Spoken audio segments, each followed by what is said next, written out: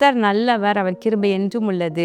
இரட்சகராகிய இயேசு கிறிஸ்துவின் நாமத்தினால் உங்கள் ஒவ்வொருவருக்கும் அன்பின் வாழ்த்துக்கள். இன்று ஜூலை மாதம் 25ஆம் தேதி வெள்ளிக்கிழமை. இன்று தேவ கிருபையும் சமாதானமும் உங்களுக்கு பெருகுவதாக. இன்று வெள்ளிக்கிழமை அநேகர் உபவாசம் இருந்து ஜெபிக்கிற நாள். பிரியமானவர்களே, இன்றைக்கு நாம் தியானிக்கும் வசனம் யாக்கோபு 5வது அதிகாரம் 16வது வசனத்தின் பின்பகுதி. நீதிமான் செய்யும் ஊக்கமான வேண்டுதல் மிகவும் பலனுள்ளதாய் இருக்கிறது. நீதிமான் செய்யும் ஊக்கமான வேண்டுதல் மிகுந்த பலனுள்ளதாய் இருக்கிறது. இந்த வசனத்துல தான் எவ்வளவு சத்தியம் இருக்குது, எவ்வளவு அர்த்தம் இருக்கிறது, எவ்வளவு ஆழ்ந்த கருத்துக்கள் இருக்கிறது என்று நம்ம அதிகமாக தியானிக்கலாம். ஆனால் நம்ம சுருக்கமாக இதை நம்ம இப்போ தியானிக்கின்றோம்.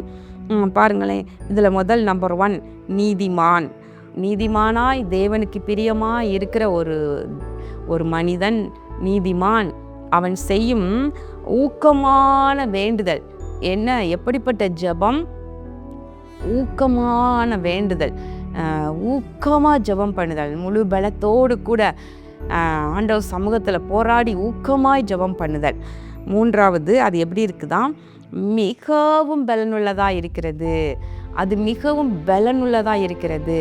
அதற்கு எடுத்துக்காட்டாக யாக்கோபு எழுதுகின்றார், எலியாவுடைய ஜெபத்தை எழுதுகின்றார். எலியா என்பவன் நம்மை போல பாடுள்ள மனுஷனாயிருந்தும் மழை பெய்யாதபடிக்கு கருத்தாய் ஜெபம் பண்ணினான்.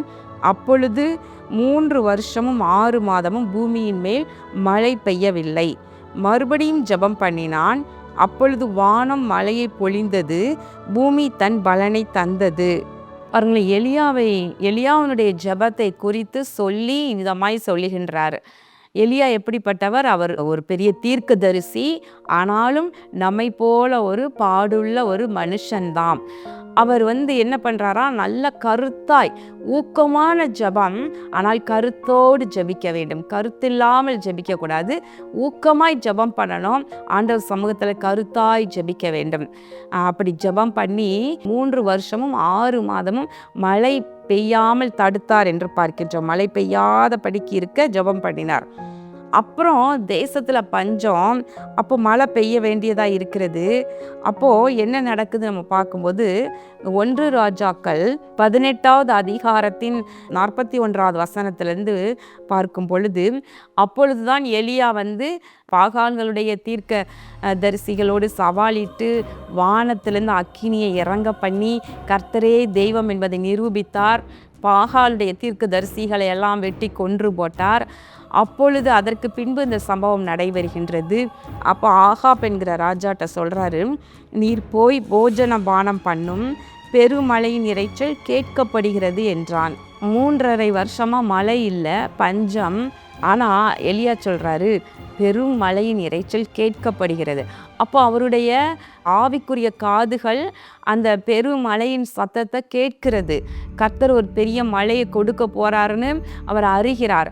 ஆனாலும் கூட அவர் ஜெபம் பண்ணாமல் இவ்வளோ பெரிய காரியத்தை கர்த்தருக்காக சாதித்திருக்கிறேன் என்று சொல்லி அவர் போய் ஓய்வு எடுக்கவில்லை. அவர் என்ன செய்கிறாராம்?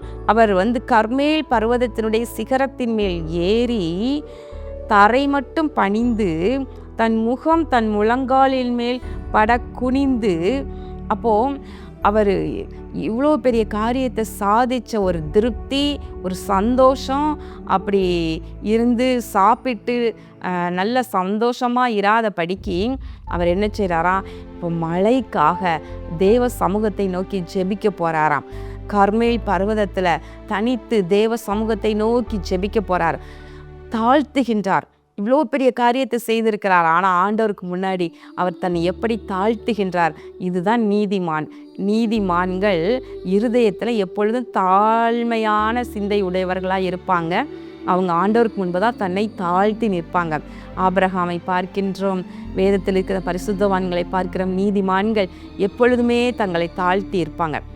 எலியா இவ்வளோ பெரிய வானத்தில் இந்த அக்கினியை இறக்கி கர்த்தரே தேவன் என்று நிரூபித்தாலும் கூட கர்மேல் பர்வதத்தில் சிகரத்தின் மேலே போய் என்ன செய்கிறாராம்?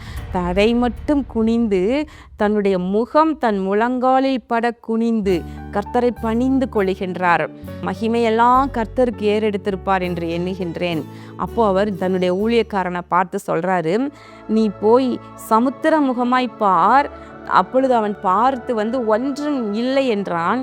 நீ இன்னும் 7 தரம் போய் பார் என்றான். 7ஆம் தரம் அவன் போய் பார்த்து வந்த பொழுது உள்ளங்கை அளவு சிறிய மேகம் ஒன்று எழும்பி இருக்கிறது என்று சொல்லுகின்றார். அப்போ ஆகாப் ராஜாட்ட போய் சொல்றாரு, நீ உடனே ரதத்தை பூட்டி சென்று விடும், மழை உம்மை தடை பண்ணிவிடும் என்று சொல்லுகின்றார். தடை பண்ணாதபடிக்கு நீ போய்விடும் என்று சொல்லுகின்றார். அதற்குள்ளாக வானம் மேகங்களினாலும் காற்றினாலும் கருத்து பெருமழை உண்டாயிற்று. பாருங்களேன், உள்ளங்கை அளவு மேகம்தான். அது தெரிஞ்சிருக்குன்னு சொன்ன உடனே பார்த்தீங்கன்னா உடனே கடகடகடன் கருத்து, உடனே காற்று வீசி உடனே பெரும் மழை பெய்ய ஆரம்பித்து விட்டது. பிரியமானவர்களே, நீதிமானுடைய ஜெபத்திற்கு எப்படி பதில் இருக்கிறது பாருங்களேன். ஊக்கமான ஜெபம் அது சாதாரணமானதல்ல, மிகுந்த பலன் உள்ளது. அதனால தான் கர்த்தரோடு கூட சஞ்சரிக்கிற தேவ மனிதர்கள், ஊழியர்கள், அவர்களுடைய ஜெபம் சாதாரண விசுவாசிகளுடைய ஜெபத்தை விட அது அதிக பலனுள்ளதாக இருக்கும். அதை நீங்கள் புரிந்து கொள்ள வேண்டும். விசேஷமாக இந்த உபவாச கூட்டமெல்லாம் நம்ம மாதம் ஒரு முறை நம்ம நடத்துகிறோம் அல்லவா. இந்த உபவாச கூட்டத்தில் வருகிற தேவ பிள்ளைகள், ஜனங்கள் ஆசீர்வாதத்தை பெற்றுக்கொள்ள வேண்டும், கட்டுகளிலிருந்து விடுவிக்கப்பட வேண்டும், மற்றும் அவங்க குடும்ப சாபங்களிலிருந்து விடுவிக்கப்பட வேண்டும், தடைகள் நீங்க வேண்டும் என்று சொல்லி ஊக்கமாக உபவாச கூட்டத்தில் உங்களுக்காக நாங்கள் ஜெபிக்கின்றோம். விசேஷமாக சகோதரன் அதற்கு முன்பதாக அதிகமான நேரங்கள் தேவ சமூகத்தில் காத்திருந்து தன்னை தாழ்த்தி தேவ சமூகத்தில் தனித்து கிடந்து அப்படியே ஜெபம் பண்ணிக்கிட்டே இருக்கிறாங்க. அப்புறம் உபவாச கூட்டத்தில் உங்களோடு கூட சேர்ந்து அப்படி ஜெபிக்கும் பொழுது ஒரு பலத்த விடுதலை தேவ பிள்ளைகளுக்கு உண்டாகிறது. அப்போ நீதிமான் செய்யும் ஜெபம் மிகுந்த பலன் உள்ளது என்பதை நீங்கள் புரிந்து கொள்ளுங்கள். உங்களுடைய ஜெபமும் அப்படி மாற வேண்டும். கருத்தோடு ஜெபிக்க பழகி கொள்ள வேண்டும். ஏனோ தானோவென்று வாழ்க்கை வாழ்ந்து கொண்டு ஆனால் ஜெபம் மட்டும் பண்ணினால் போதும் என்று நினைக்கக்கூடாது. ஆண்டவர் யாருடைய ஜெபத்தை பலனுள்ளதா பார்க்கிறார் என்றால், வாழ்க்கையிலையும் நம்ம நீதி உள்ளவர்களாய், நீதிமான்களாய், ஆண்டவருடைய இரத்தத்தால் கழுவப்பட்டு ஆண்டவருக்கு பிரியமாக நீதி உள்ளவர்களாய் வாழ வேண்டும். நீதிமான்களாக தேவ சமூகத்தில் நம்ம இருதயத்தில் தாழ்மை உள்ளவர்களாகவும் இருக்க வேண்டும். ஆனால் அதனோடு கூட கருத்தாய் ஜெபம் பண்ணுகிறவர்களாக, ஊக்கமாக ஜெபம் பண்ணுகிறவர்களாக இருக்க வேண்டும். ஆண்டவர் சமூகத்தில் கர்த்தர் எல்லாம் பார்த்து கொள்ளுவார், மழை அது வரும் கட்டாயம் என்று சொல்லி எலியா போய் சாப்பிட்டுட்டு போய் ஓய்வெடுக்கலை. அவர் ஊக்கமாய் ஜெபம் பண்ணுகிறார். எனவே எந்த காரியமும் கண்ணார காணும் வரைக்கும் நீங்கள் ஆவியில் கண்டிருப்பீங்க. ஆண்டவர் உங்களுக்கு சொல்லியிருப்பார், தீர்க்க தரிசனமாக வாக்குத்தத்தங்கள் கிடைத்திருக்கும். ஆனால் எல்லாம் தன்னால் நடக்கும் என்று சொல்லி நீங்கள் சோம்பலாக இராதபடிக்கு அவைகளெல்லாம் நிறைவேறுவதற்காக ஆண்டவருடைய சமூகத்தில் கருத்தோடு ஊக்கமாக நீங்கள் ஜெபிக்க வேண்டும். அப்பொழுது உள்ளங்கை அளவு மேகத்தை நீங்கள் பார்ப்பீங்க. அந்த பார்த்த உடனே பெருமழை பெய்துவிடும். பெரிய ஆசீர்வாதமான மழை நிச்சயமாய் உங்கள் எல்லையிலே பெய்யும். கண்களை மூடி ஜெபம் பண்ணுவோமா? எங்கள் அன்புள்ள பரலோக பிதாவே, இதோ இந்த நாளிலே நாங்கள் தியானித்த உடைய வார்த்தையின்படி நீதிமான் செய்யும் ஊக்கமான வேண்டுதல் மிகுந்த பலனுள்ளதாக இருக்கிறது என்ற வார்த்தையின்படி ஆண்டவரை ஒவ்வொருவரும் ஒவ்வொரு எலியாவை போல ஆண்டவரே உம்முடைய சமூகத்தில் ஜெபிக்க கற்றுக்கொள்வார்களாக. உமக்கு பிரியமாய் நீதிமான்களாய் வாழ்ந்து ஆண்டவரை ஊக்கமாய் ஜெபம் பண்ணி கர்த்தாவே தங்களுடைய வாழ்க்கையில் பெரும் மழை என்கிற ஆசீர்வாதத்தை அவர்கள் பெற்றுக்கொள்வார்களாக. அப்படியே ஒவ்வொருவரையும் ஆசீர்வதிங்க. ஆண்டவராகிய இயேசு கிறிஸ்துவின் நாமத்தினாலே இந்த ஜெபத்தை ஏறெடுக்கின்ற நல்ல பிதாவே, ஆமேன். பிரியமானவர்களே, வருகின்ற 26ஆம் தேதி சனிக்கிழமை, அதாவது நாளைய தினம் நம்முடைய ஆசீர்வாத டிவியின் உபவாச கூட்டம் நடைபெற இருக்கின்றது. இந்த உபவாச கூட்டத்திற்கு நீங்கள் தவறாமல் குடும்பமாக கலந்து கொள்ளுங்கள். நம்ம வழக்கம் போல கீழ்ப்பாக்கத்தில் அமைந்திருக்கின்ற பச்சைப்பாக் கல்லூரிக்கு எதிரில் உள்ள சென்ட் ஜார்ஜ் மேல்நிலைப்பள்ளி வளாகத்தில் வைத்து நடைபெற இருக்கின்றது.